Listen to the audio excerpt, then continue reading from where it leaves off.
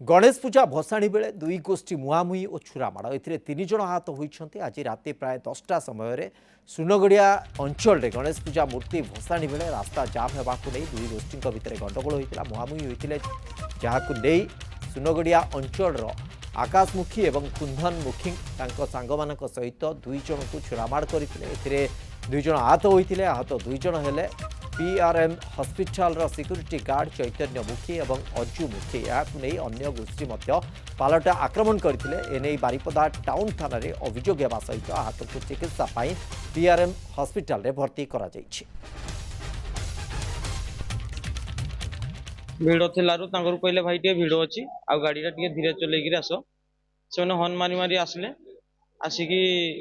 सेठी उल्लेखिरी जुक्ति तर्क लगिले तो सेठी आमर टिके से माने पेलापुली गले आमर भी पेलापुली गले धोका मारा मारी